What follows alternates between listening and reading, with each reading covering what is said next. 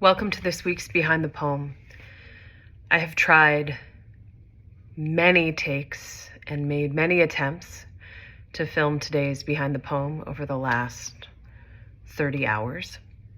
I've sat in a chair with a stack of books to prop the phone up. I've sat in the grass in Central Park. I've laid on my fake leather jacket on my back with the phone up here in the grass in Central Park. And every time either my body shuts it down or something happens, like the back take, I forgot a really important stanza that was vital for the poem to make sense. So as I rode the subway home from Manhattan today, I realized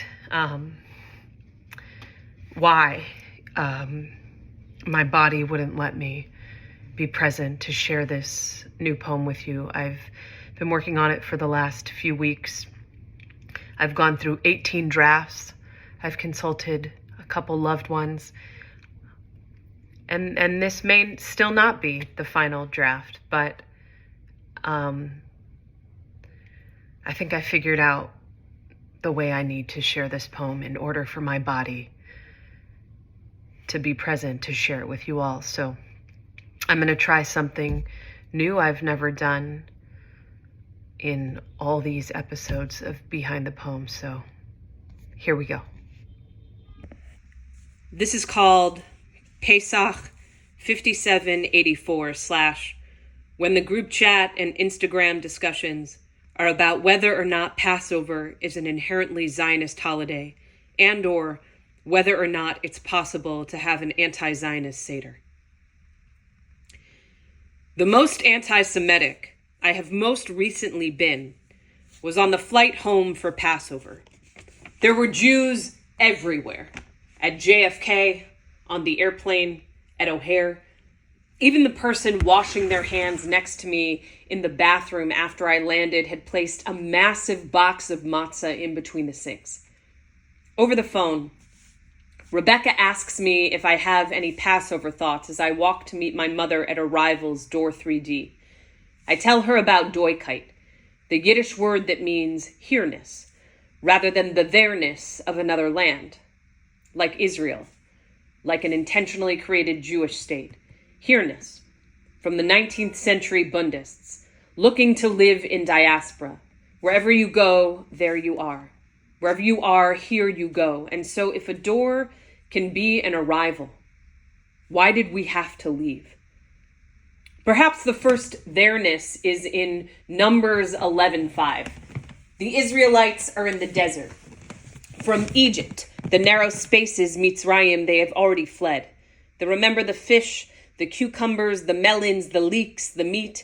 If only they had these things like back in Egypt to eat.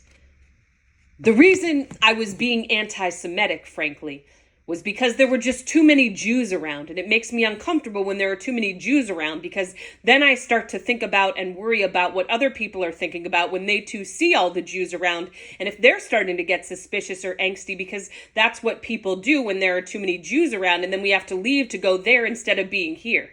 Speaking of fish, hours after I land, I go with my 99-year-old grandmother to pick up the fish. There's a whole operation at the deli for people to pick up the fish. Cucumbers, melons, leeks, meat. We run into her neighbor because so many of us now live here, like all the other heres. And when we get back to her building, she takes me to the garage to help her find her missing gold earring. I put the fish, a box of gluten-free matzah, and 2 small ramekins of purple horseradish on top of the trunk. I think about Exodus 32:2 as I crouch down and shove my hands under the driver and then passenger seats. How Aaron told the people to remove the gold rings from their family's ears, and the people did, and brought them to him there, here, and they all looked up at the golden calf and said, "This is our God, who brought us out of there to here." Of course, we all know how the story ends. Moses smashing down the tablets when he comes back down from Mount Sinai and returns here from there. And after that whole hoopla with the whole calf situation, the Lord, their God, our God, my God, seems to promise them a there. We do not find the earring. Cannot find the earring. So we take the fish, etc. upstairs. I don't think this is about God.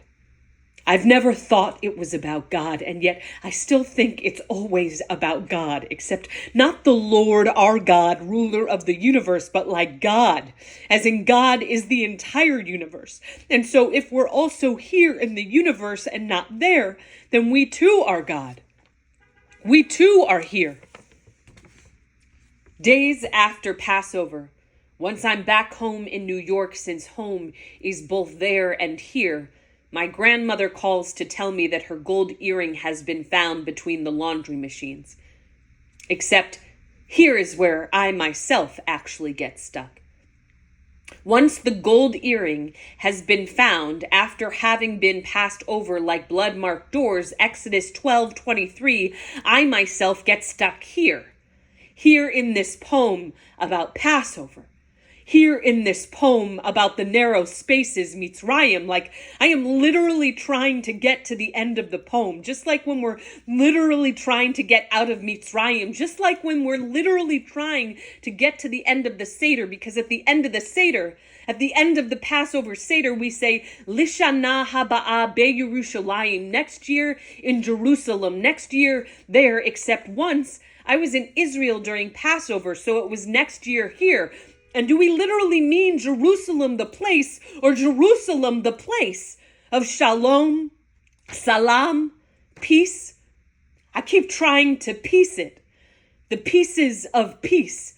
What's the way out if we can't piece a there from which we started, or a there to which we're going, or the here in which we are? Because merely asking the question can't simply be internalized anti-Semitism. Internalized anti-Semitism is when there are too many Jews and it is making us uncomfortable, just like when there are too many Jews and it is making other people uncomfortable, just like when there are too many other people here or there and it is making us uncomfortable, because if everyone else is a stranger in a strange land, when we too have been strangers in a strange land, to whom does the land actually belong when we are both here and there, all of which feels a bit fishy to me. Not like go back to Egypt, fishy there, or like 18 pieces of gefilte fishy from Max and Benny's on Waukegan Road in Northbrook, Illinois here, but like golden calf fishy, because isn't it a little fishy that an allegedly all here and all there God has made any kind of distinction between here and there? Doesn't that arouse a little bit of suspicion or angst? And not like anti-Semitism suspicion, but like the kind of angst that any of the here-ness or there-ness is what will get us out. Thank you for tuning in. Take care.